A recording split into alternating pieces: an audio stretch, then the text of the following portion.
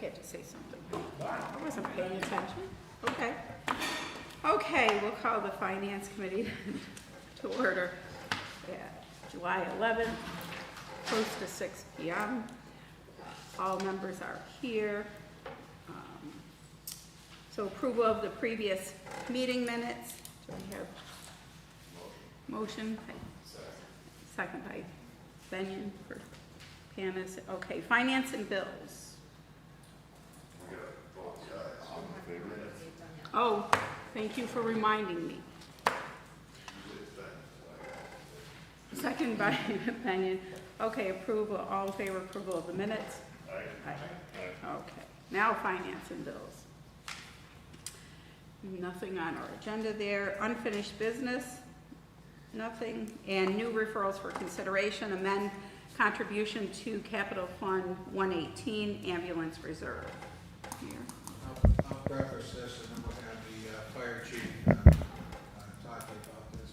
So back many years ago, there was a fund started, Capital Fund 118, as the Ambulance Replacement Fund. And this fund was set up, it takes 8.5%, out of the revenues received from the ambulance. And historically, we have been able to, in a couple of years, fund a new ambulance. So we've kept our ambulance fleet every 2 years. We have a new ambulance, and we keep it rotated. We have 3 ambulances. So this fund, the chief's been doing some numbers, and I'm going to let him talk about this.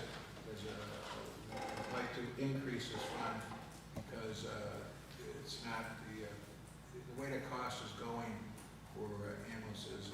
8.5 is not keeping us at a 2-year cycle. So the chief has an idea what to do with this fund, and we want to have a little discussion with you tonight. So chief, go ahead.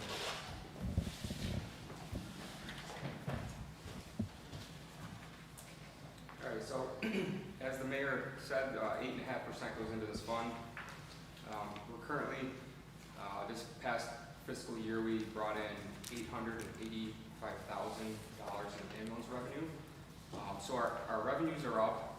We actually have a PL in the committee of the whole meeting tonight to increase the ambulance rates, something we continually do every few years. Our revenue is up, but the cost of the ambulances are also up. In addition to that, industry standards now say that we should have automatic stretchers that do the lifting for the EMTs.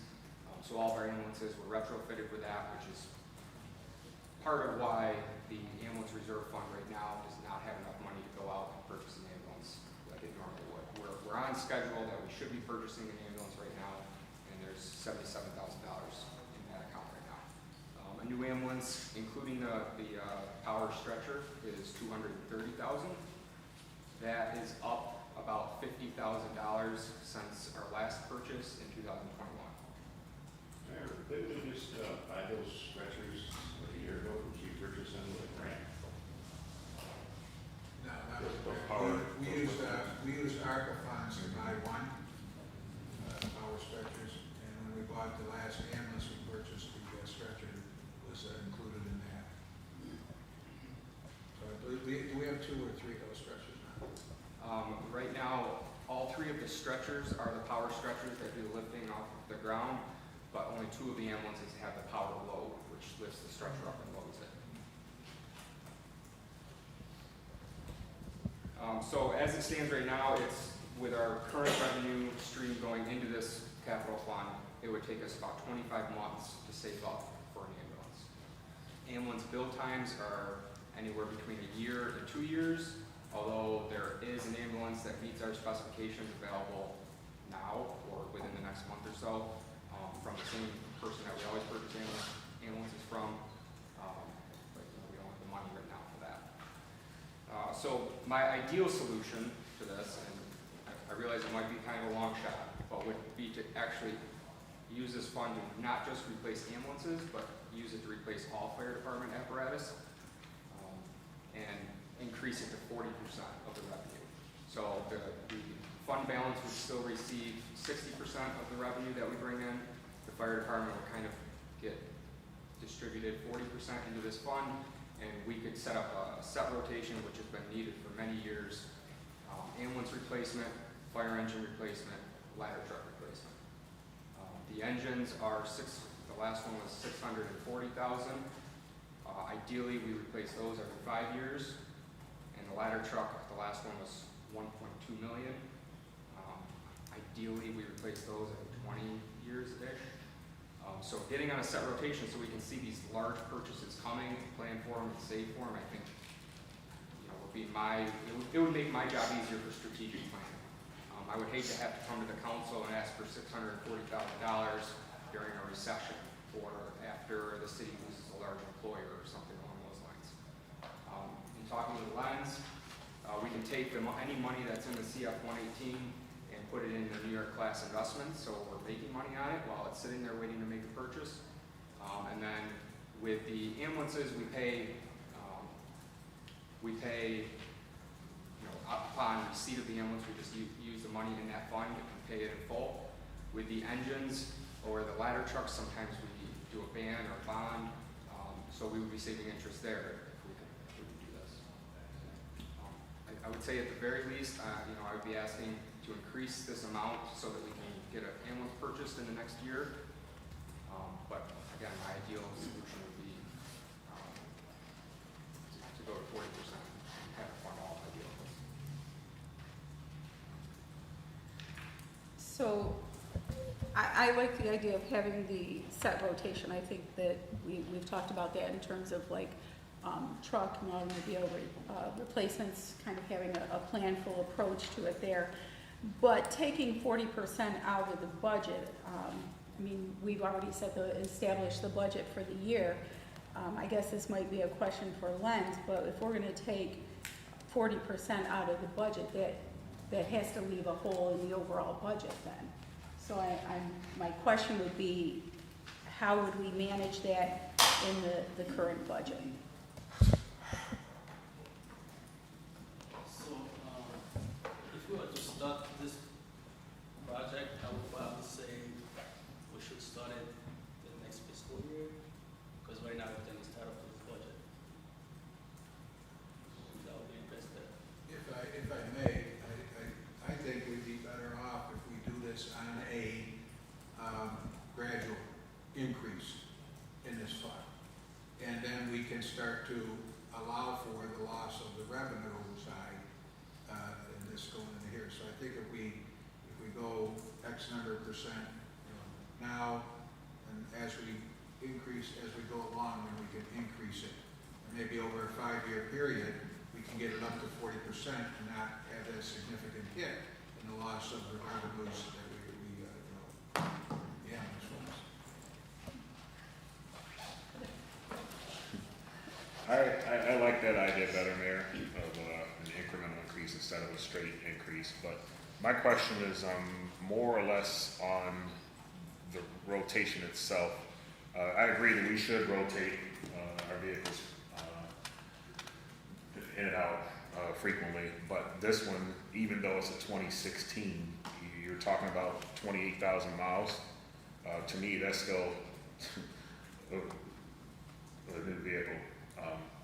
When you think about, when you think about someone that's it's a sports player and they're 21 years old, their bones are a lot more used versus a person that went to school for, data entry or something like that. When I look at this vehicle, yeah, it's up there in the age, but it's only 28,000. So I guess the question is, why do we rotate it so frequently? Or is it on average 28,000 each time we rotate it, or sometimes more, sometimes less?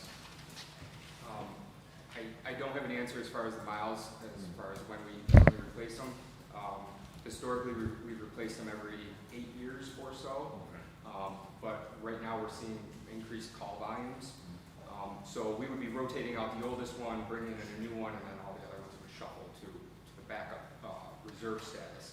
I can tell you, this was a few weeks ago when I looked at these numbers, but over a 90-day period that I looked at, we had one ambulance out of service 25 of those days where it was out for repairs.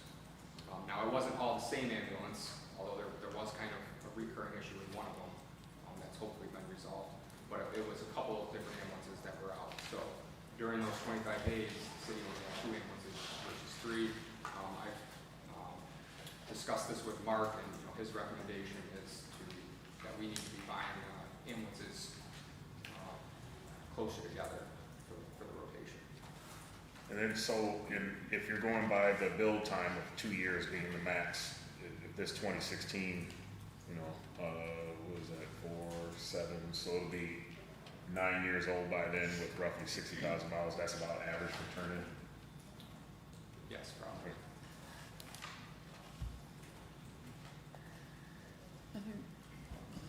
And then once they're at the end of their useful life with us, they go to an auction, I would assume. Usually we trade them in with the same person that is purchasing them, and then they resell them. Okay. So we've got a couple questions.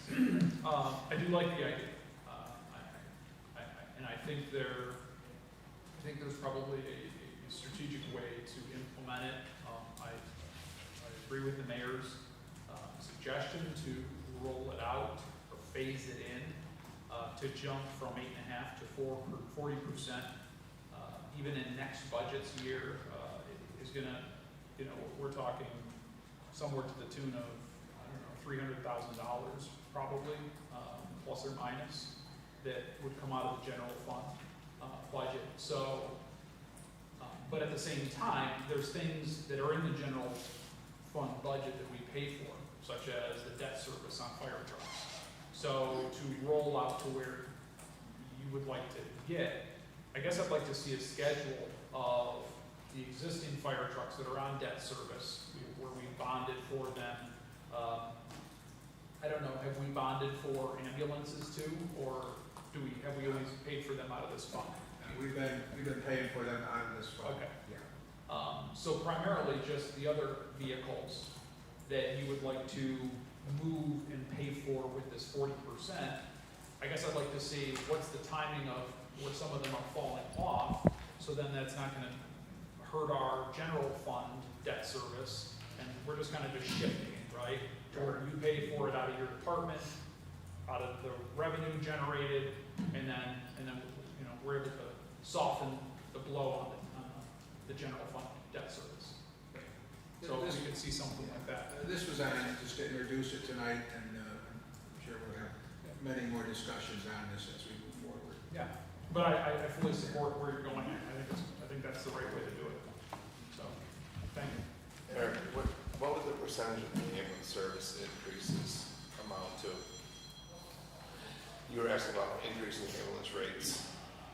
What would that increase in revenues? Yes, I have the increased rates. They are on a PL committee of the whole. They're not huge, but we just routinely keep them up to what the biller suggests. So Roughly, what would that net? I don't If have. you were at 85 this year, what would it be with that? I could do the numbers. I do know, the billing rates that we are hopefully going to pass in the PL tonight. That's what we're billing. That's what the charges. Obviously, insurance companies are going to adjust those down, and some of them go to collections. So I don't know if I have a clear answer for you. I can do some work and research. And then secondly, what would the expected return lines be on investing that if that was invested? That would be depending on what the market is. Right now it's pretty good. I think we have, $2 million invested right now for last year. That bought us about $65,000 for the year. I guess I was just looking at that, if you couple investing and the increased rates, 31.5% equals 274,000, but couple them things, then you don't, using those increases, you don't have to go up as high in year one though, too. Yeah. You're creating money with those two streams, so 274 could be less than just with those. Yeah. The only caveat there is that New York class it is market driven. So that is only allowed to do like CDs and like very ultra safe stuff, right? So right now with interest rates being where they're at, a couple of years ago it didn't really make a difference, right? You could get 0.25% or 0.5%, but now we're probably getting 4%. Well, 5%. Yeah. Yeah, we just, for, last month, on the 2 million we have in their class, we got $9,000 on it, 9,000 something. So to your point, I mean, right now, They're just saying it's a you're great, yeah. one to try to get there. Right, It's right. a way to soften it, not hit that 274 mark. Any other discussion? Yeah, I would very much like to look forward to further discussions on this. We just wanted to get this out there, that we're thinking about it, and we'll have many more discussions on it. Excellent, sounds like a great idea. Committee reports, none. Do I have a motion to adjourn? All kinds of all over there. Was that you? It doesn't- Anastasia, the second? Okay, all in favor? Aye. Okay. All right, I'll call the order, Public Safety Committee for Tuesday, July 11th. Let the record show all committee members are present. Make a motion to approve the previous minutes. A second? Second by Anastasia, all in favor? Opposed? Moving on, unfinished business, we have none. New referrals, we have no parking here to corner, from North 7th Street, west side, 25 feet from the intersection with Reed Street. Reed Street, south side, 25 feet from intersection with North 7th Street. I'm assuming this will be Alden Crawford. All right, thank you. So I've brought this up before. I've talked to police chief, I've talked to Director Thompson on this. We have a property, and I understand they don't have a driveway. They're right on the corner of Reed and North 7th. And they have taken to using the city right-of-way for parking, in addition to parking vehicles right up to the corner of 7th and Reed.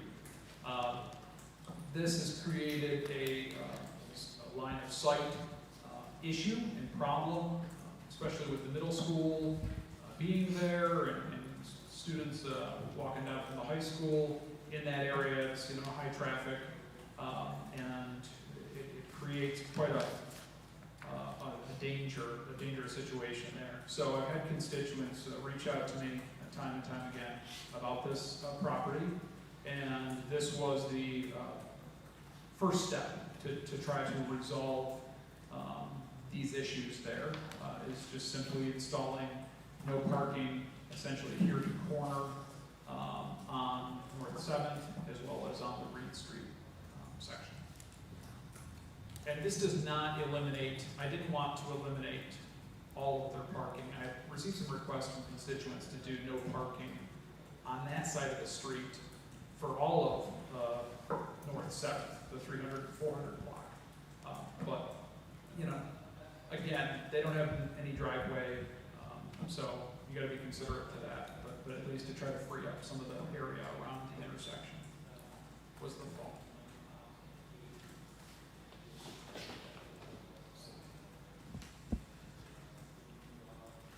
Doesn't the house in question have a driveway on the backside off of Reed Street? I don't know if it's an official driveway.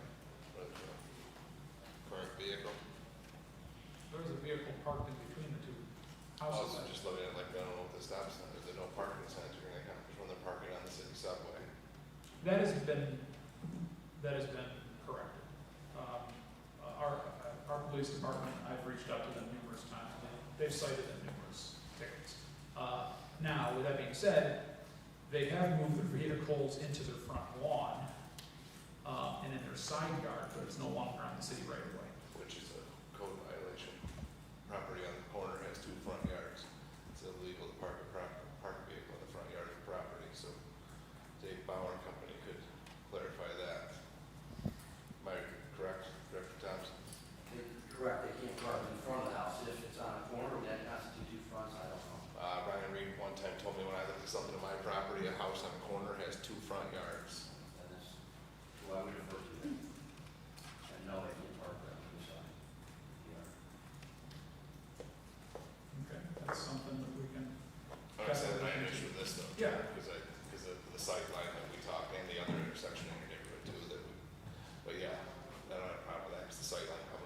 And thanks for passing that along, I will follow up with codes on that, I didn't know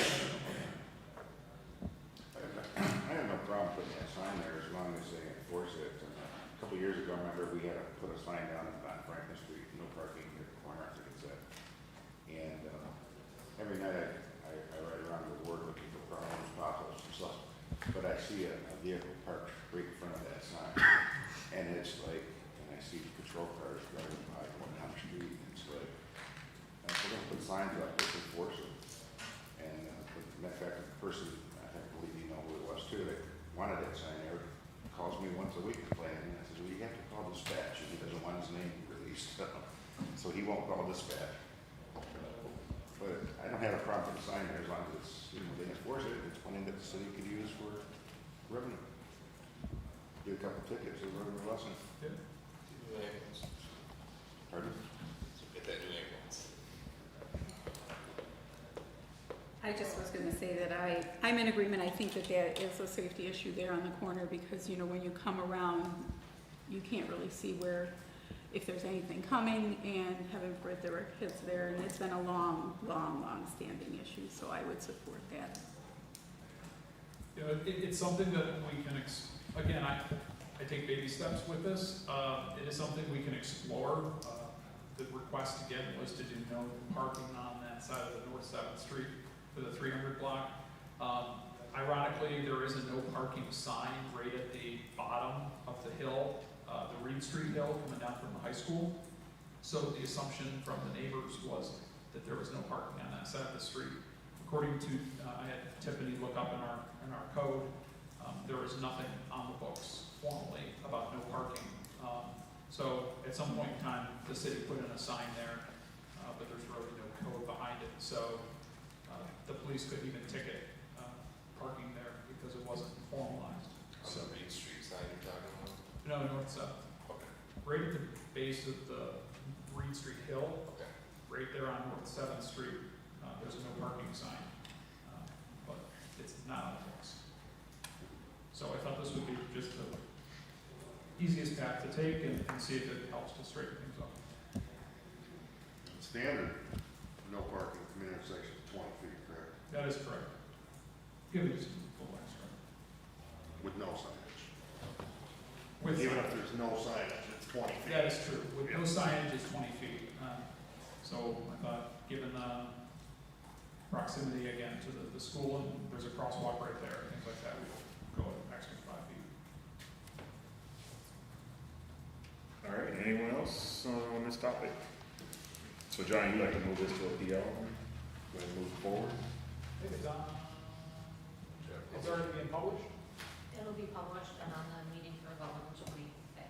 Yeah, so I don't, there's no formal motion. Okay, cool. All right, any other questions for this committee? I do have one thing to add. I figured I'd just add it now instead of waiting until the next committee. The Juneteenth Jamboree, and my apologies for being late because I wasn't here the last meeting, but I wanted to just give you guys an update on that. It was held on June 24th in East Olean at the, what is that place called? Good times. Good Times. Good Times, thank you.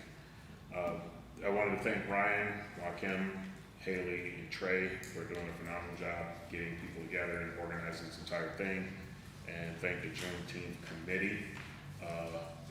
Just so you guys have an understanding of what happened that weekend, this crew was able to raise $15K, and the leftover monies were used to provide a scholarship to one of the local students here in Olean. I cannot remember the young lady's name, and my apologies for that. The celebration was huge. There were people there from all ethnicities.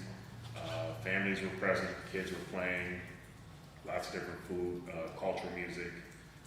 Just to give you an idea of where these people came from, there were people from locally Salamanca, Bronx, Lancaster, New York, Horseheads. There were people there from LA, Detroit. There was a crew there from Jamaica, and there was a gentleman there from Nigeria. And shout out to that artist from Nigeria. His name was Zion D. Lion. The guy was phenomenal. I was just dancing from my chair, but the guy was great. So great music, great time. I encourage next year, if you guys are interested, it was completely donation. There was no specific amount that you had to give. If you want to give $1, if you want to give $100. And also thank you to those sponsors that provided those monies to that jamboree, to that committee. That was it for this committee. If there's no other questions or comments, make a motion to adjourn. Can I get a second? Second by Forney. All in favor? Aye. Opposed? We are adjourned.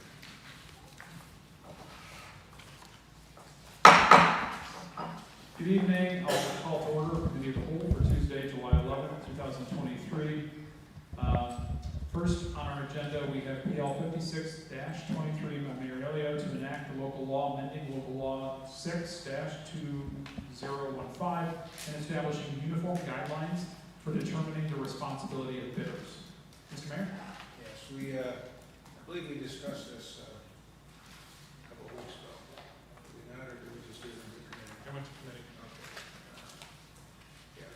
In our, there's several changes in this, namely section H, I think you're all provided copies of this, and that would take away the, right now we have a credit of $50,000 that would go towards local bidders, and we seem to be having issues with getting people to bid, and we've been told that that is one of the reasons why companies from outside the city will not bid on our thing. So we want to eliminate that so we can encourage more bidders and change some things around here. So John, I think you had some thoughts on this too.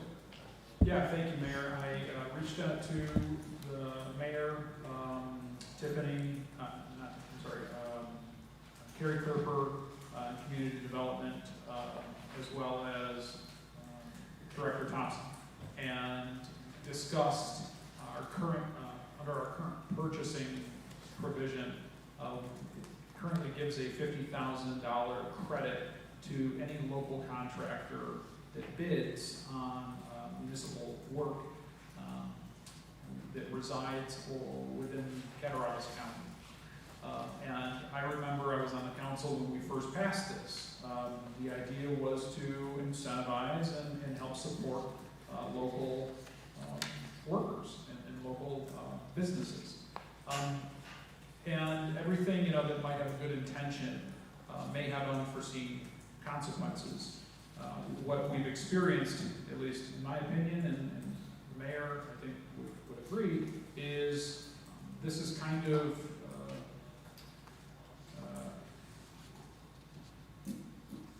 turned off outside county bidders and companies from bidding on our jobs. And if we don't have competition, it ultimately hurts the city. And many of our large-scale projects only get one bid on the job. And I recall hearing specifically on the Washington Street water line project, a company that was from outside the county actually had a lower bid than the bidder that was awarded the bid, but did not get the job because of this provision. And the feedback was, we're not going to bid on any more jobs in Olean. And I don't think that does us any favors, especially trying to be responsible with our finances here. And I talked to Alderman Benjamin about this as well, and he had brought out the point, made the point to me that you would actually think that local bidders would have a lower cost anyways, because there's a lower cost of mobilization. So if they're from the county versus somebody who's coming in from Buffalo or Chautauqua County or Rochester, that, you know, someone who's already local would have a lower cost of mobilization. So they should already be lower than the competitors. So we discussed this, the mayor's staff agreed, and yeah, I'm open to any questions. So it essentially just strikes that provision and allows a fair market to prevail.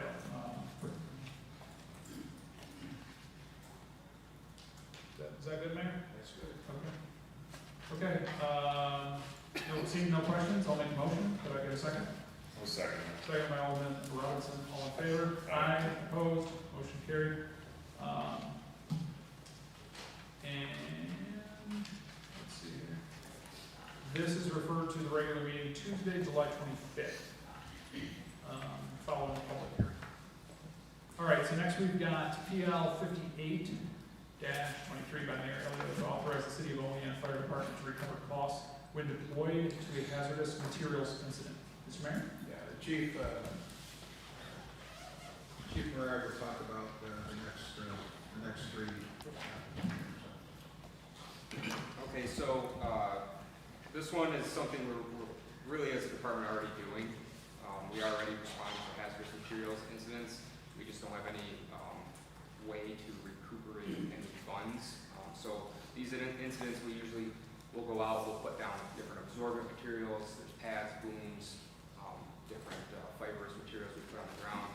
And this is just a way for us to build and recoup it. The background on this is, there was a local business on Constitution Avenue that had a hazardous materials technician level response team that would come handle a lot of our cleanup incidents.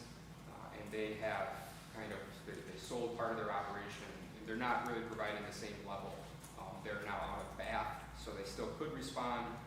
But this billing legislation is going to help us kind of get our feet underneath us after we're done leaving there. This will also allow us to bill insurance companies also.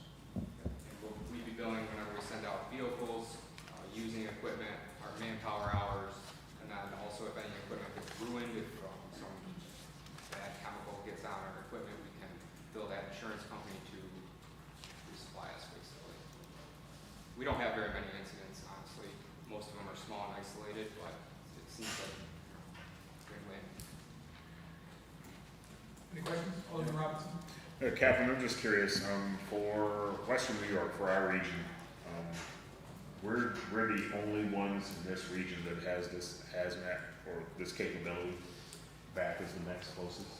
Bath, and then there's a team out of Mayville, New York. Yeah, so that's a long way, so we serve a large area. My intent would be to handle incidents in the city, maybe help out our immediate jurisdiction areas, but not really be deployable beyond that. We don't have the resources right now to be doing that. Anything else? All right. Happy to entertain a sponsor. I'll sponsor. All right, motion is made by Alderwoman McCall and seconded by Alderman Benyon. All in favor? Aye. Opposed? Motion carried and is referred to tonight's regular meeting.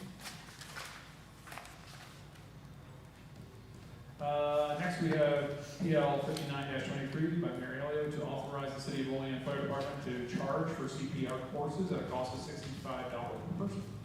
Chief Morrow. All right, so this is another thing that we kind of already do.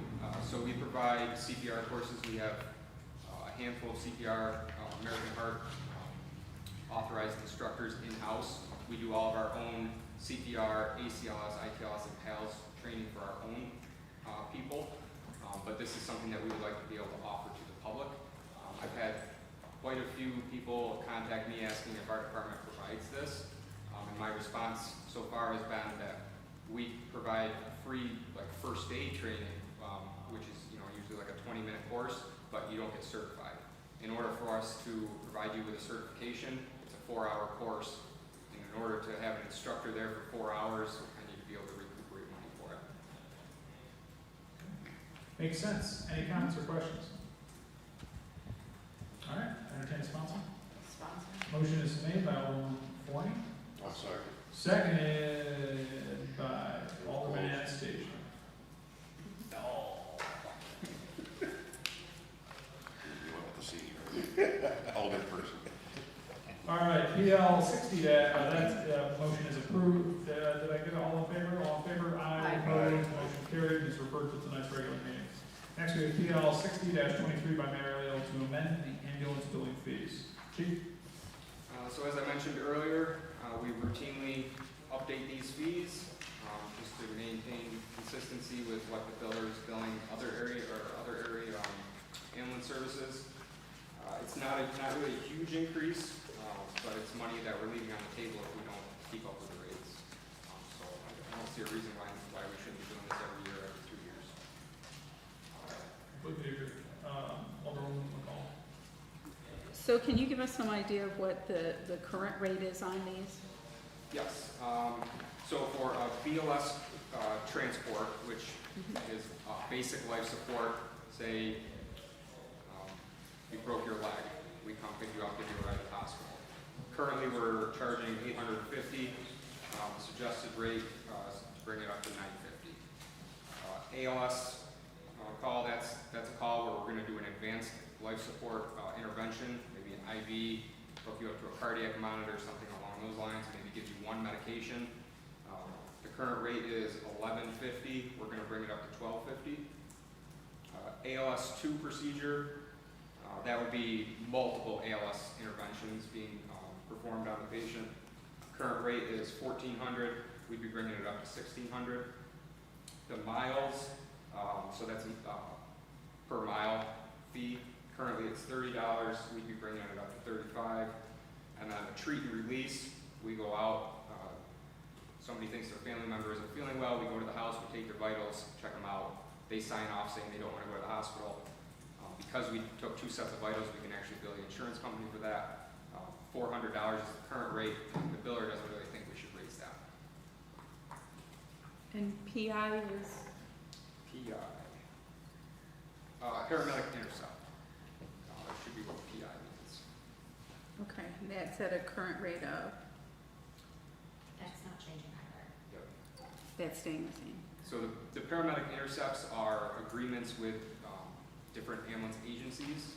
I do think they probably need to be looked at and maybe updated, but that would require, that's going to require kind of meeting with each individual agency and coming up with a new contract.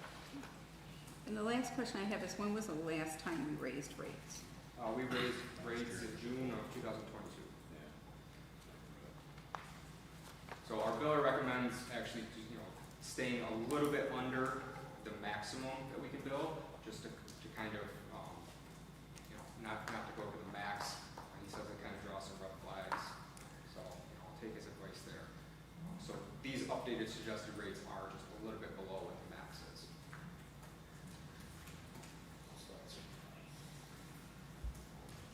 Anything else? Okay, motion is made by Alderman Benton, I'll second. second by Alderman Robinson. All in favor? Aye. Opposed? Motion carried. Is referred to tonight's regular meeting. PL 61-23 by Mayor Alio to authorize the mayor to execute an easement agreement between the city of Olean and Iron Mohawk Power Corporation for the parcel located at 300-30 Roland Avenue in Olean. Mr. Mayor. Yeah, this will be part of the field lighting project that we're doing. We needed this easement for the placement of the transformer. To get the wires from, I think they're coming from East State Street down, so we need that. Okay. Any comments or questions? Seeing none, I'll entertain a sponsor. I'll sponsor. Motion is made by Alderman McCall. I'll go ahead and second. All in favor? Aye. Opposed? Motion carried and is referred to tonight's regular meeting. Make a motion to adjourn. Committee of the whole, could I get a second? Second by Alderman Benyon. All in favor? Aye. Opposed? Motion carried. We're adjourned. Call to order the regular meeting of the Common Council for Tuesday, July 11th, 2023. Will the clerk please call the attendance roll? Alderman Benyon. Here.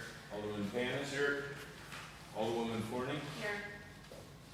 Alderwoman McCall. Here. Alderman Robinson. Here. Alderman Anastasia. Here. President Crawford. Here, please rise to the invocation of the pledge.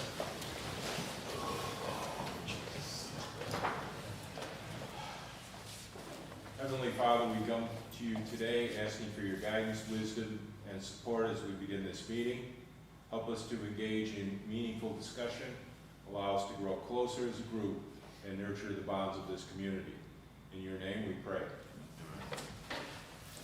To the flag of the United States of America, and to the republic for which it stands, one nation, under God, indivisible, with liberty and justice for all.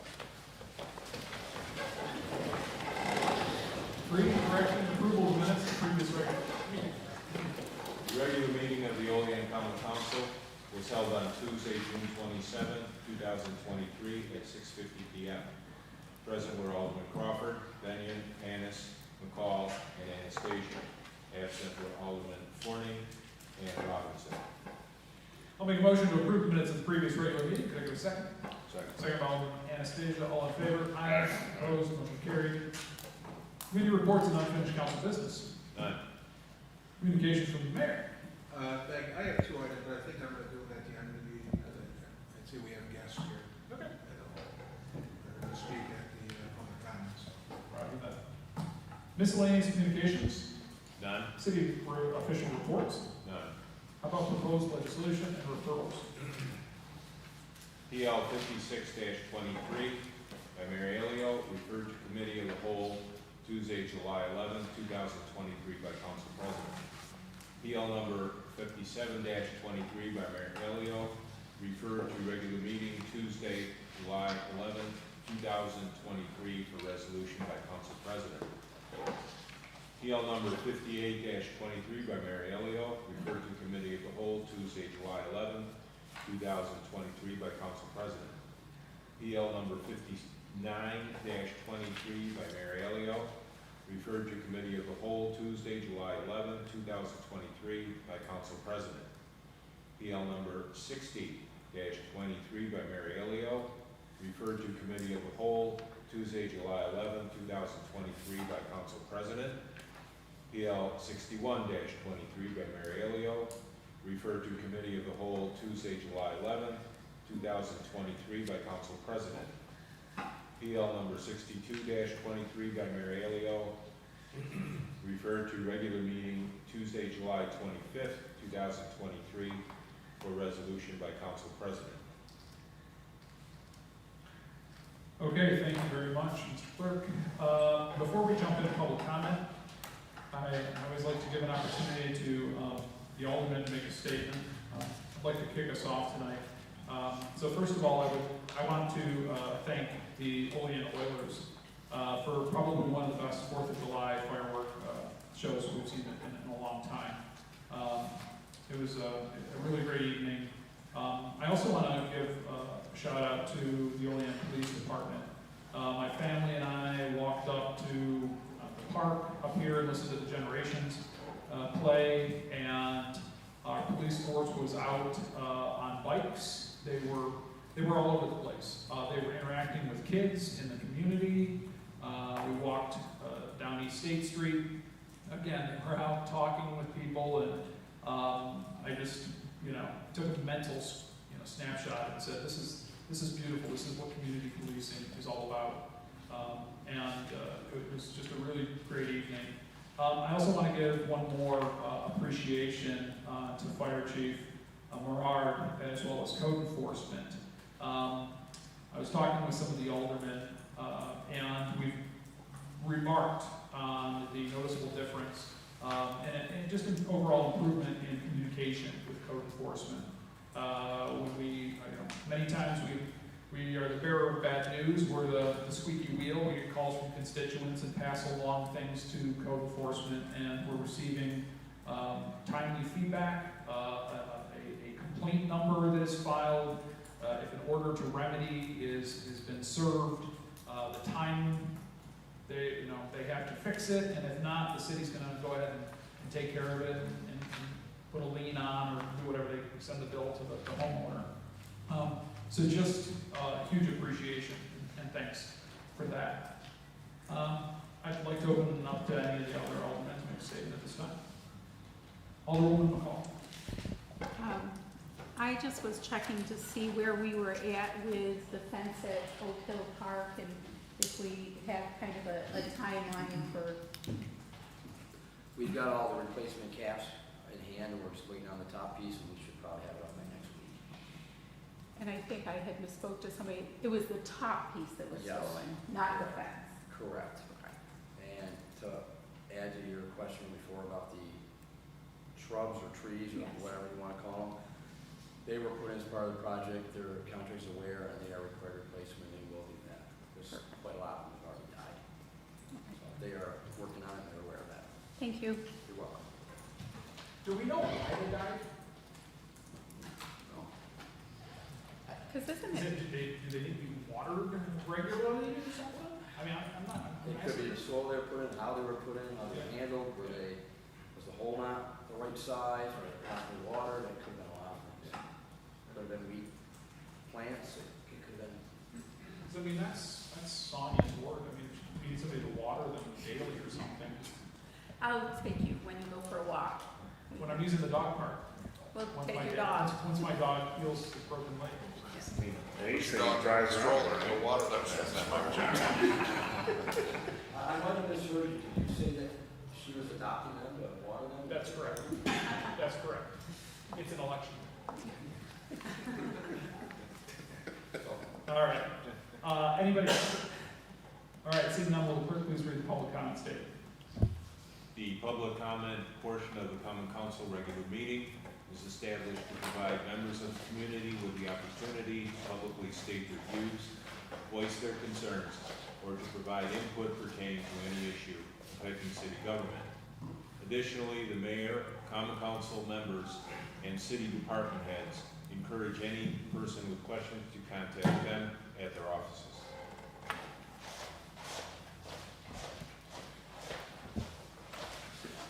All right, at this time, I would invite any members of the public that would like to address the common council to please approach the microphone. Please provide your name and address for the record.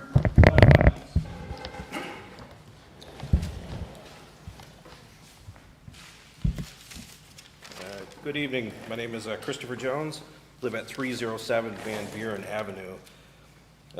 Within the last couple of years, my back neighbor, my fence borders my neighbor's backyard. Young child that lives there, 8, 9, 10 years old, started riding ATVs back there. For the first couple of years, it was relatively quiet. You know, he was riding a little one, not much, you know, causing any issues. Last year it got a little bit faster. He's riding a bigger full-size machine, and our patio's right in the back, our pool's in the back. I have kids that are playing in the back. We kind of let it go because we know it's a child, he's outside, and that's what needs to happen. You know, I completely agree with that.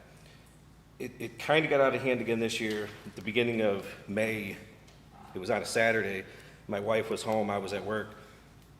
The dust got so bad, we had to close the windows. She had to close the windows to the house. The dust is coming in the house. I said the same thing. I said, you know, it's a kid out there playing, you know, let's let him be. The next day I was out working in the backyard. It was in the evening. He's out there riding again. Didn't think too much of it. I was just watching the dust go over. And it's pretty bad. And then, you know, actually some rocks come over and hit the house. And I really wasn't sure what it was at first, but you can, in my video, you can actually hear it hitting the fence also. So I went over and talked to the dad and just, you know, voiced my concerns to him before I did any kind of legal action. You know, the dad kind of didn't really agree with me. He said the machine shouldn't do that, this and that. I said, well, I'm telling you it happened. I did contact Chief Richardson. He came over the following day, took a look at it, and he said he was gonna go talk to him. I said, just give me a chance. If it doesn't work, I'll try one more time, and then we'll, you know, look at, you know, police action. So about a month later, I was out there again, and the dust was just rolling over. This was on 6/21. I went over and talked. This time it was the mother, and she apologized and said, you know, you shouldn't be out there riding. Well, it never stopped, and it just continued to happen. You know, I'm worried about the safety of my children in the backyard. I have a swimming pool, so I have a pool right there. The back of my house is right there. My patio is right there, and it's continuously filled with dust. We have to clean it all the time. I did send Alderman Benyon some pictures of the dust coming over. My hot tub, you can actually see the dust on top. My pool filter, you can see it at the pool cover. And I'm very concerned with it, not just for the dust, but for the noise. My back patio is right there where he's racing around in a circle, and I can't take it anymore. I really can't. And I need some help with this one. I get it, the kid wants to be outside. I get it, you know, you use ATVs around the house to plow snow, to move gravel, whatever it is, but this is complete recreation, racing around the house. And it's affecting my family, my way of life, and I need help with this. So I'm asking what can be done. If there's an ordinance, if there's a law, something could be put in place. You're more than welcome to come up and see it. You can see it from my property. You can hear it from my property right before we left. He was probably out there for a good half an hour, you know, racing around. And, you know, I thought the father was going to be, you know, kind of take it as it's a serious thing, but he really didn't. The police chief told me pretty much the only thing they can do, the only thing that's on books right now is a noise ordinance, which is equal to like a parking ticket, he can go up there and give them, 100 and nothing happens. And I don't want to be that neighbor when I'm fighting back and forth. That's why I'm here. I'm a grown man. I don't want to do the fight. I really don't. So I'm just asking for some help. My neighbor's here also, and Andy, you want to go? Yeah, thank you, Mr. Jones. Yep. Andrew Hitchcock, right next door, I'm on Highland, 1406 Highland. That property on, that borders on the back, same thing. I'm a little bit further down, but the noise is still an issue for us. It's not so much the dust, because the dust tends to go, unfortunately, in the way of the Joneses' house and then their neighbors also. But the noise is an issue. The safety of the child is an issue. We've seen incidents, well, first of all, he's unsupervised, and he's around the age of 9 or 10. He's not wearing a helmet, which last I knew, maybe somebody here knows better than I, New York State, no matter where you're riding, a helmet is required. So there's a safety issue for the child, for one thing. We've seen the ATV roll backward down the hill and him fall off of it before, so again, there's another safety issue on top of the noise problem and the nuisance that it is. It's just something that you don't expect in the city. You don't expect that you're going to have to deal with ATVs. And I've been told that just because of the size of the lot, it's become something that was explored by the family. And they said, hey, we've got a great big lot here. This is going to be wonderful for the kids or whatever. But it's not wonderful for all the citizens that are probably there's probably 10 or so of us in sight line on 2 or 3 different streets. There's a home on Gemini that backs up against it, and then there's quite a few across the street on Stardust that also, I'm sure, have an issue with it. I know of 2 that aren't here today that have an issue with it, but it hasn't gotten to that point for them yet, but they're maybe a little bit further away, I don't know. But there's been, like Mr. Jones said, the machines are getting bigger and bigger, and I think at one point this summer already there were 4 machines up there, one of them being a 1,000 cc side-by-side machine that really has no place in the city. That's a very loud, large machine that's really made for off-road trails and things like that, and for that be allowed in the city. It seems like we should maybe look at some sort of a codes or zoning or law or something to be put on the books that says, maybe those type of machines don't have a place as recreation in the city. I understand there might be some situations where somebody goes and buys some mulch or some landscape rocks, and they have them in their driveway and they want to get them to their backyard. If they have a machine with a trailer or something, then they want to, for that kind of a situation, I can understand someone, a one time a year doing something like that for a half an hour, but the recreational use is what we're looking at. We're thinking there should be something done for recreational use. I know that bigger cities in Buffalo, they're having issues with the ATVs riding right down the streets, and they can't stop them. And you have to wonder if they would have enacted something long ago that outlawed them in the city, then maybe the problem wouldn't have gotten so big. So I don't know if we can, as a smaller city, maybe take a look and see what's happening there and maybe get out in front of it. I have, unfortunately, that's already happening. I've already seen a side-by-side with 7 kids in it going up Mountain View and Tyler, Highland, Van Buren, and that seemed a bit crazy too. I mean, there are just things going on that maybe need to be addressed, but that's a separate issue. That's not, and that was a one-time thing, but it seemed a little crazy to have 7 kids on one of those things. can't imagine that they're built for that. And cornering with that kind of weight on there, if a kid's riding with 2 in there and then you got 7 in there and you're handling it the same way, that's a safety issue also. But anyways, that's what I have to add to it. The dust isn't an issue for me, but the noise and the nuisance is definitely an issue. And there's others. There are others. And I'm sure if we went door to door, we would find that there's a dozen or so that just with this one incident. So Thank you so much. anyways, yeah, all right, thank you. Appreciate it. Okay. Gives us something to look into and to think about. So on to finance and bills. Resolutions. Resolution number 59-23, PL number 57-23, to authorize the installation of signage indicating no bicycles, electric bicycles, or electric scooters on sidewalks with the business district as defined in section 24-257 of the City of Olean Code of Ordinances. Okay, so we talked about this a little while ago. I know the idea of not allowing bicycles in our business district isn't everyone's cup of tea on the sidewalks I'm referencing. But that's what we've passed. And to enforce this, I'm told we need to have signage. So when the police department, enforces this law, we need to have signs there saying the people were properly notified. And certainly, I see it all the time now with the electric bikes and scooters, electric scooters on the sidewalks.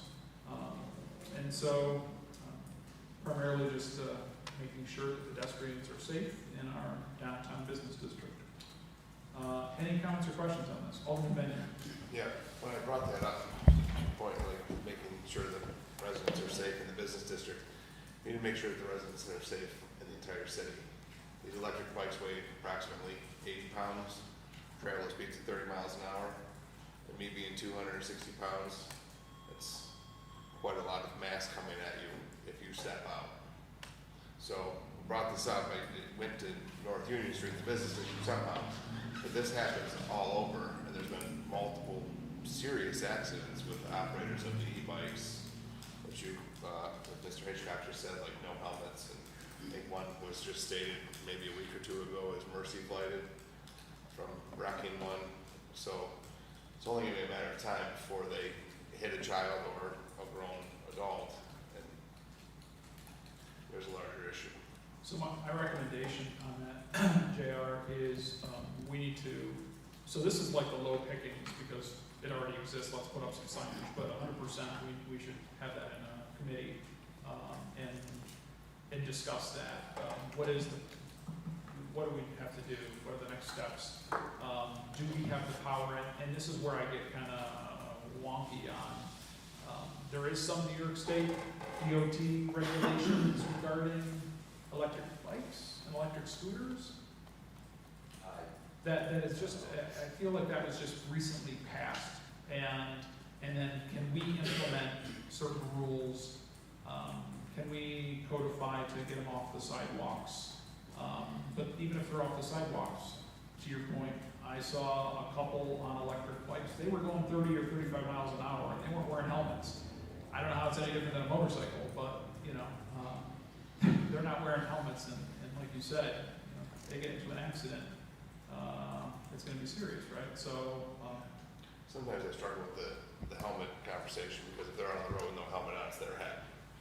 It's their choice, but it's the sidewalk is where I'm really kind of looking at. But I agree with you that we should bring it up. Maybe it could get tossed on. I don't want to throw it on to Burnens, but it could go into the public safety committee. yeah. Tiffany, could you go ahead and add that to public safety and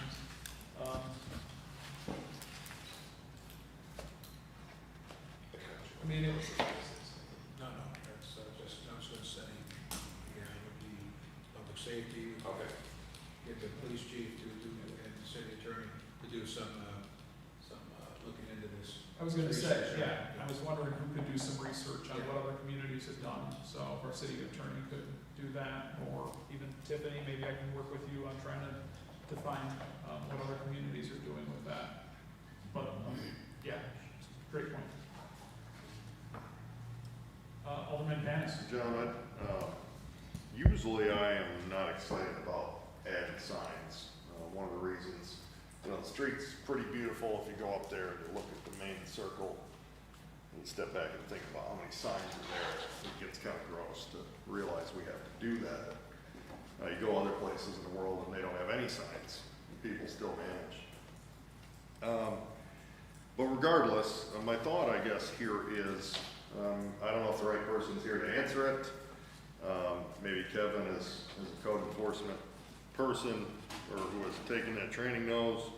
But I'm interested why there's a difference in the code for if I don't mow my grass, I get fined, and the city can do that, and the judge will uphold those fines. But if you're riding a bike on the sidewalks and it's not allowed, it's in the code, why do we need a sign to do that? And enforce That's a it. great question.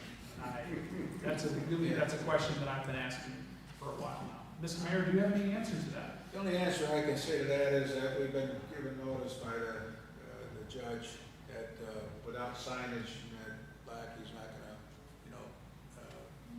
place fines. So it's recommended that we have signage there. And these are, we can reach back out to the judge and, I don't know if we're opening a can of worms or not now, but we can find out, we do publish all the other laws, and you're right, it is published. The vehicle, from memory, I haven't been at it for a couple of years now, but the vehicle and traffic law governs bicycles where they can be ridden. And they're supposed to be ridden on the street. That's what I was talking about. Yeah. And but we can have this further discussion and especially on these e-bikes and all that, they're nuts. I mean, they're crazy for riding without a helmet, 30 miles an hour. Boy, don't they face one incident, and this already happened. And we had the guy over here that going the wrong way on Clinton Street. Hit into a vehicle and launched himself, and he died from head injuries. And I mean, I'm the first to agree with you, JR, like, no helmet at your head, but at the same time, how many people, they don't have insurance, and then an accident like that, our fire department shows up, our ambulance, our hospitals provide the service and falls on everybody else. So we should absolutely take a look at this in a much deeper fashion now with the way the speeds that these electric bikes are going. To me, they're no different than a motorcycle, and so we should talk about that further. I don't know, Jason. That's a good question. I mean, it's not that I'm against it, want to do it. I mean, the bikes are a problem uptown, for sure. It helps us enforce it, but. But if we pass that across the entire city, do we have to have signs lined up and down the sidewalks all over the city of Olean saying no bikes on the sidewalk? You can just put one at each end, correct? Well, with the snow ordinance, we had to have signage on each end of the city. So maybe that's all we'll need. That's what I'm saying, you can just mark it on each end, because like when you enter the city, there's a city speed limit sign that says 30 or whatever, so anything else inside the city is, done. So you should be able just to put that at each end of the business district would be good. These days, maybe we just put a big QR code on the welcome to Olean sign. And boom. And then it has all the applicable things. Yeah, it Goes goes right right to the code. Goes You right to gotta the code. abide by everything. The judge would agree to that, I'm all for it. Take down all the things. I do know that police chief talked to the judge, and he said, he did give him a recommendation on how many signs, and it wasn't that many. So along the street, one each block or something like that, so. Well, that's a nice lot. It seems like a lot. That's a lot.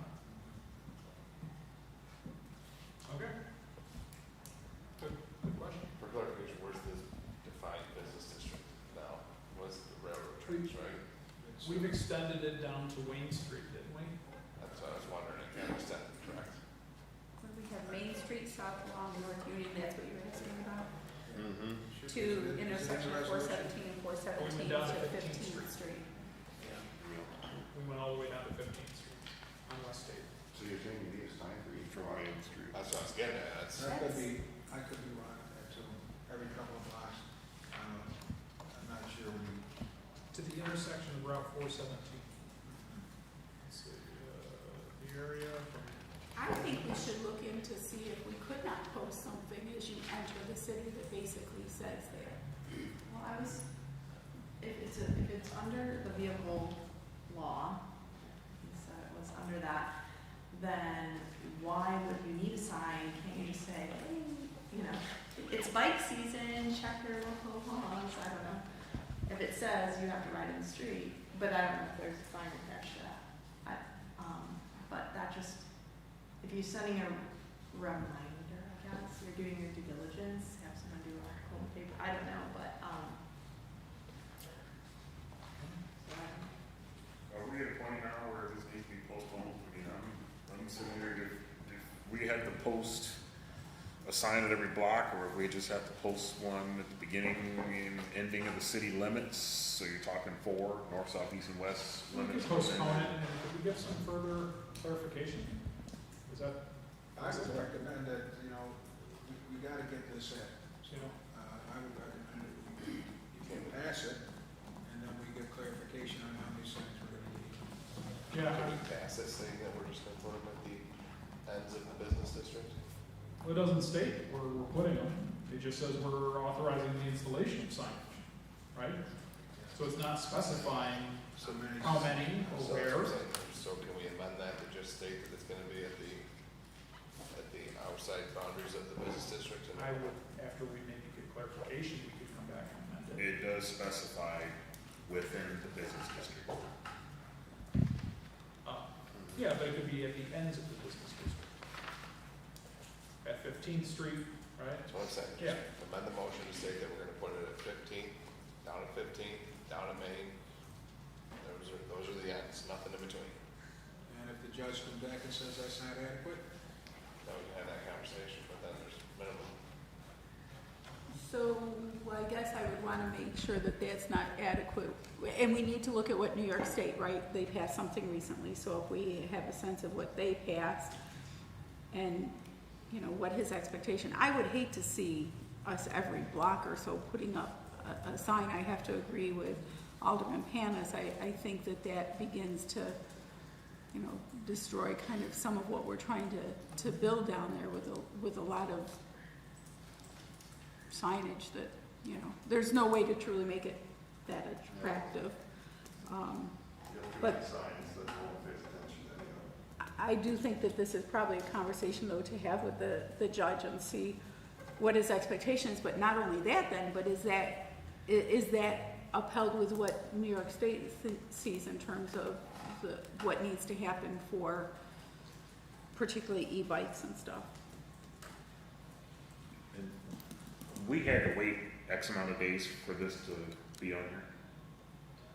No. No? Okay, so we could come back and amend if we needed to. Yeah. Okay, I just wanted clarification on that part. well, we're in July now. We don't meet again until the 21st. So we're trying to get this problem corrected. So if the judge says that he will entertain, just at the, it doesn't specify in here where the signs are. We talk to the judge and he says, yes, I'm okay with at the beginning and the end of the business district, and that's all the signs we'll put in. I think we also have a discussion with the police chief, the judge, and probably the prosecutor as well. The city attorney to ultimately, right, plead the case and say that, yes, sign. So, Yes. in New York State Department of Motor Vehicles, on electric scooters, bicycles, and unregistered vehicles, it states, you cannot operate these devices on a sidewalk except as authorized by local law or ordinances, and that is electric scooter or bike with electric assist. And it also says municipalities can further regulate the time, place, and manner of operation of these devices. So, I'm questioning why we need a sign then. I would say we probably should post something, but it says, clearly New York State says you cannot operate these devices on a sidewalk, except as authorized by local law, and we're not authorizing. You need a sign saying that you can ride it. Correct, so we would have to put a sign out that says you can versus you cannot. So that was 2020, under the DMV, New York State Gov site.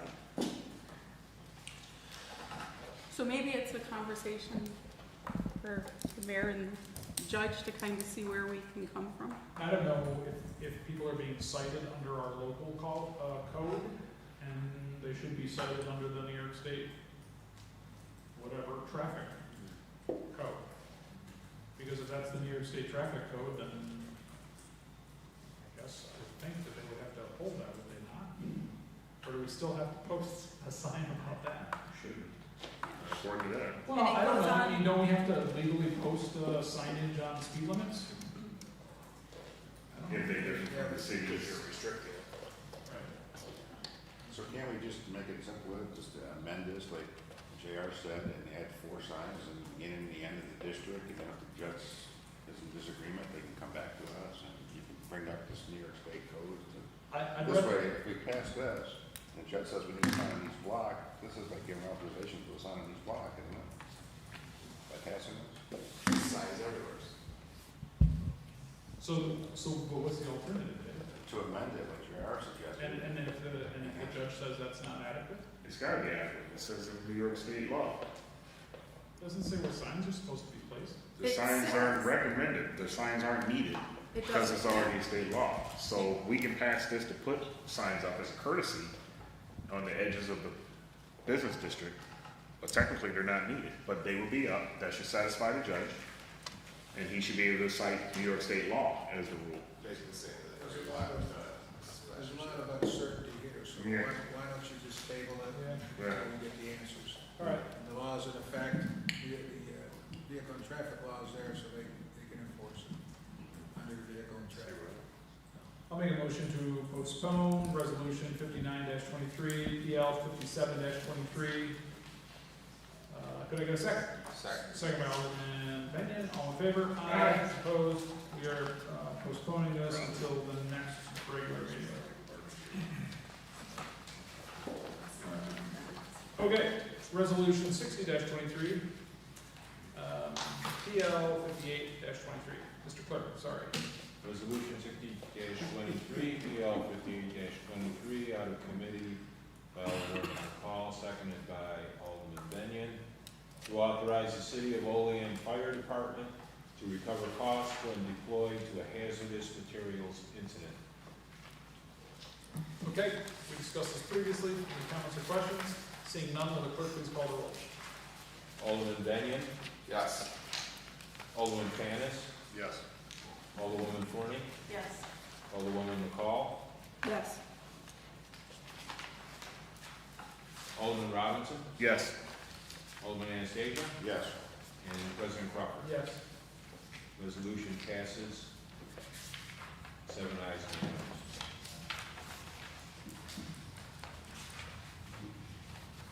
Resolution number 61-23, PL number 59-23, out of committee by Alderman Forney, seconded by Alderman Anastasia, to authorize the City of Olean Fire Department to charge for CPR courses as a cost of $65 per person. Okay, any comments or questions on this one? We discussed this previously. Seeing none, will the clerk please call the roll? Alderman Benyon, Yes. Alderman Panis, Yes. Alderwoman Forney, Yes. Alderwoman McCall, Yes. Alderman Robinson, Yes. Alderman Anastasia, Yes. and President Crawford. Yes. Resolution passes, 7 ayes, no nays. Resolution number 62-23, PL number 60-23, Out of committee by Alderman Benyon, seconded by Alderman Robinson, to amend ambulance billing rates in accordance with the schedule provided by Professional Ambulance Billing LLC. All right, we talked about this one too. Any comments, questions? Seeing none, will the clerk please call the roll? Alderman Benyon, Yes. Alderman Panis, Yes. Alderwoman Forney, Yes. Alderwoman McCall, Yes. Alderman Robinson, Yes. Alderman Anastasia, Yes. and President Crawford. Yes.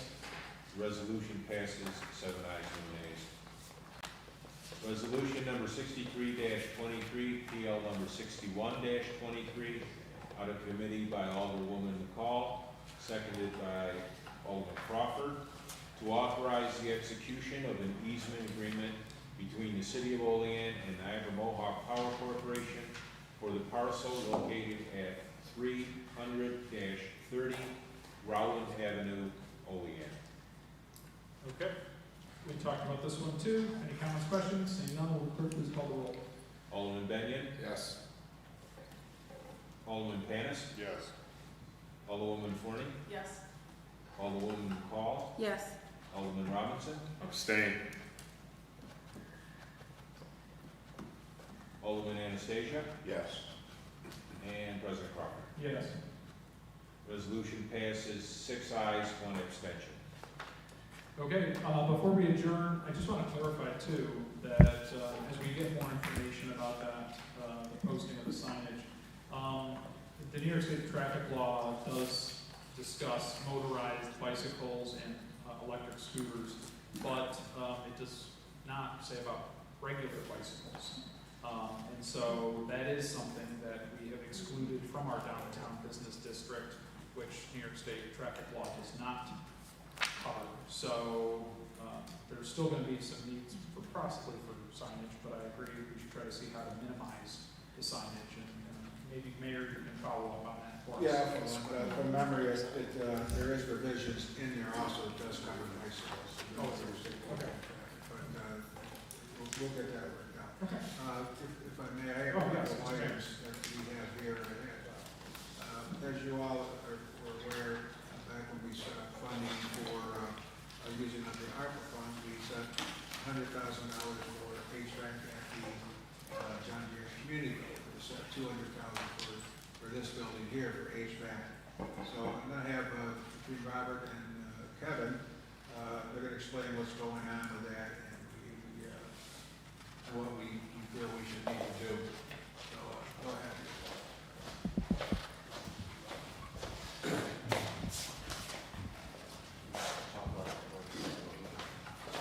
I'll have Kevin cover the details, but what we're up against is, when this was originally looked at several years ago, the prices have come up and some things also weren't included. So we did go through this program here through Aqualis to have it looked at. We didn't have controls built into it, they had some changes to make, and bottom line, the price is a little higher. I'll let Kevin go into a little bit of detail here. So I have a little bit of a breakdown here. So obviously, the original budget price that was submitted to my boss's predecessor in 2021 was $85,000. This was just kind of a rough number. They said how much to replace the 4 existing units. There's no engineering costs. There didn't seem to be a need for any of that.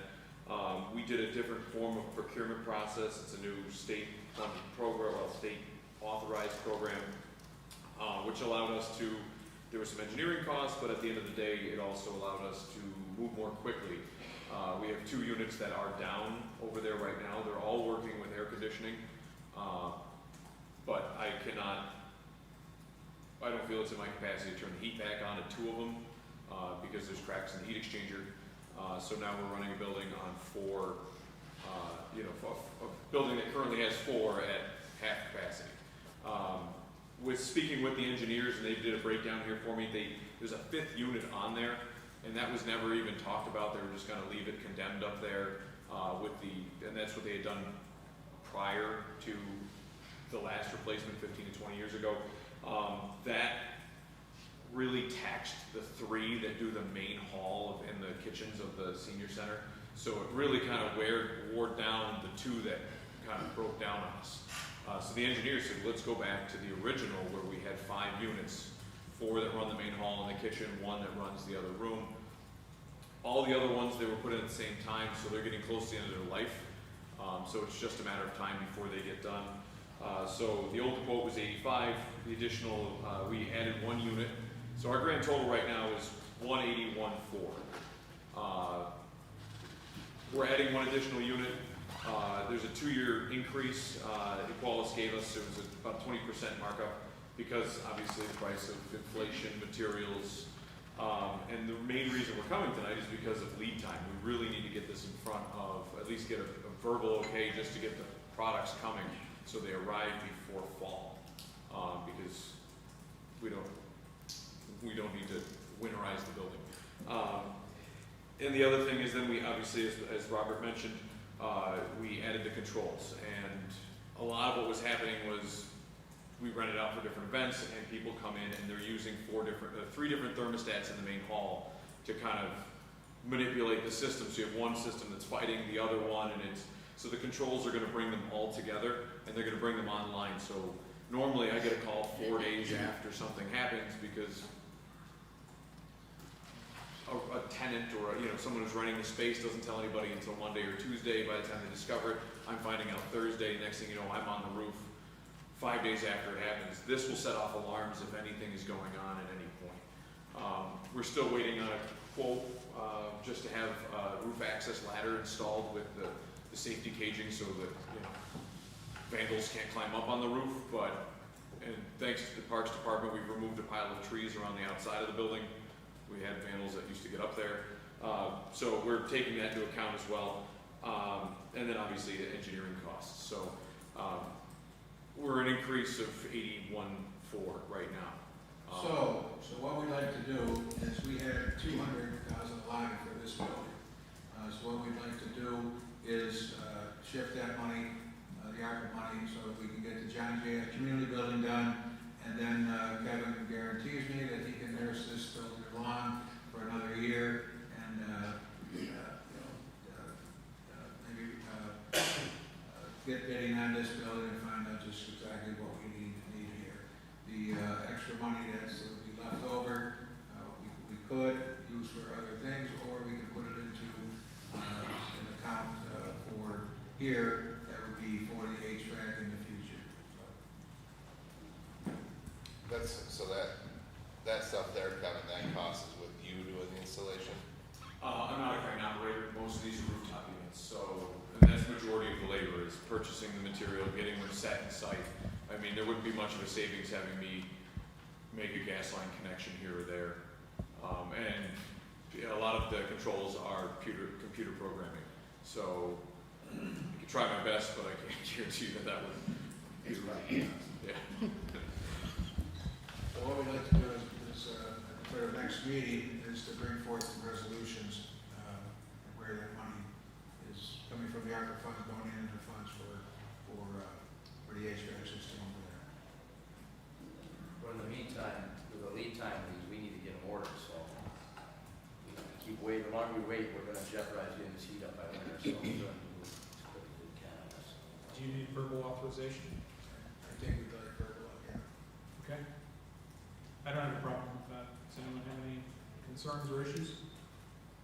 It's all coming out of ARPA, out of the 300K, They will. 200 and 100, so it's all taken care of. Yeah.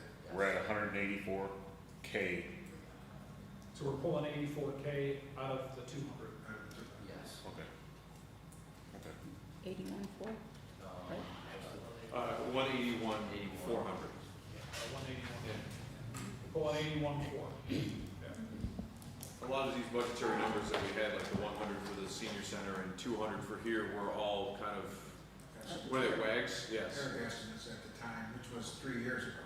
Right. So, yeah, this building was a local contractor saying, do you think you could get it done for 200? And my prior boss saying, do you think we could? Maybe, just kind of a quick conversation. So with increases in price, I would, it is what it is. I mean, a lot of the materials at this building are also from 1959, so minus the controls, so that should be an easy switch over.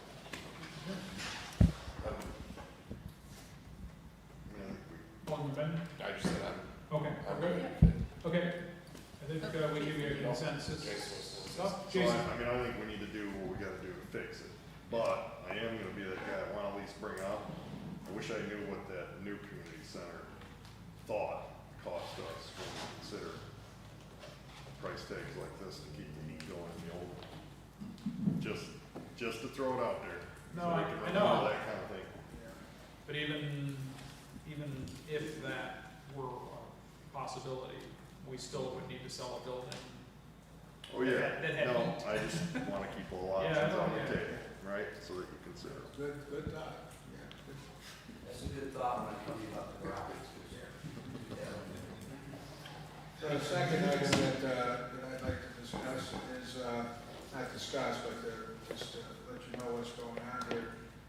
We have West State Street, we have DRI money for West State Street, and that's 1.6 million. We are gonna be way over estimates on South Union Street. So we did not get the raise grant.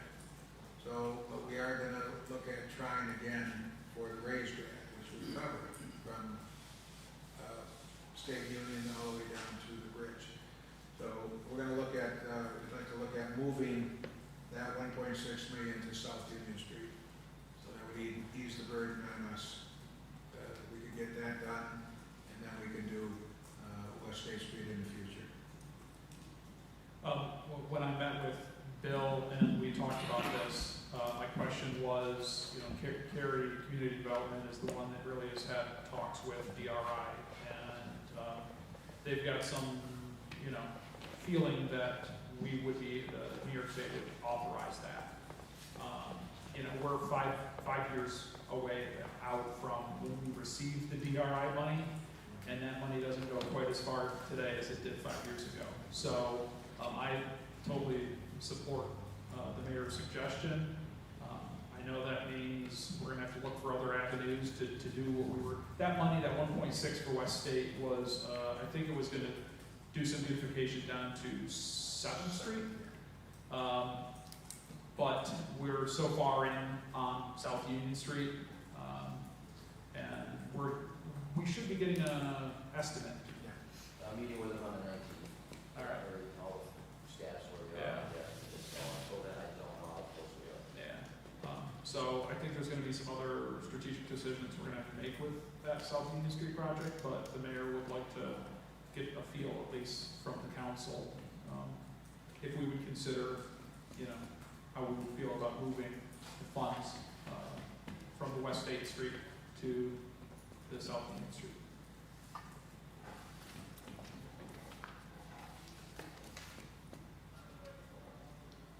Okay, I'll start. I'm good with that as long as, that 1.6 is significant amount to cover the South Union. I'm pretty sure we'll have to come up with more funds, so. Well, we have 1.2. So 1.2 is allocated already to South Union Street. Is that right, Okay. Mayor? In that area, yeah. Yeah. So this would be an additional 1.6. Okay. So it would put us at the high 2s. But my gut is telling me it's gonna be more than that. This, I can't remember this ever coming up during the streetscape work, but does that get into that sewer at all that comes across the bridge or whatnot?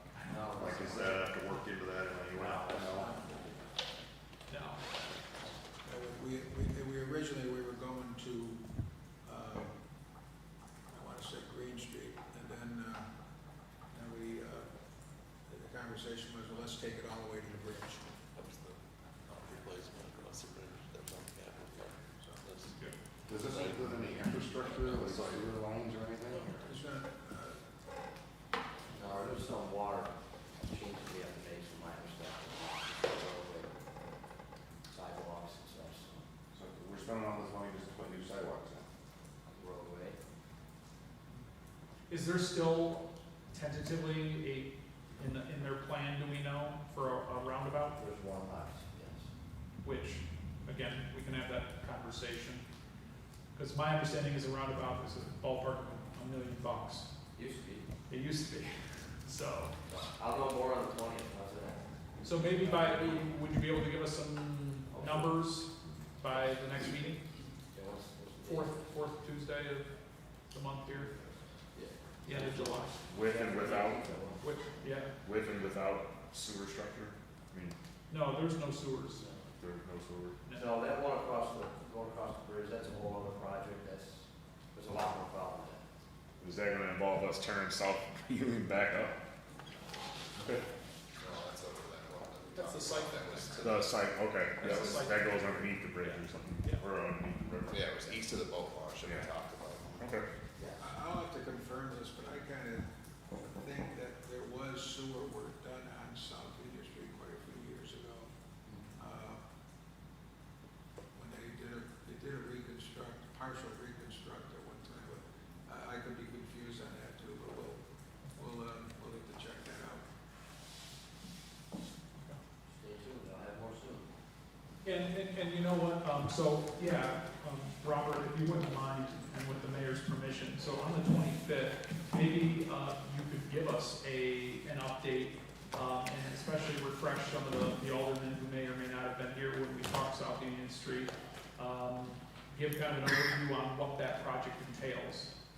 So whatever you find out the 19th, Sure. you know, if you could kind of convey that, show us some pictures and diagrams. Dave likes paper copies, you know, color. So, I think Boston with circles there. This coming out is like with and Dave loves roundabouts too. Extra red Netflix roundabouts, like that, good reason to go down that little circle. All right, anything else, Mr. Mayor? All right, I'll make a motion to adjourn. Could I get a second? Second by Alderman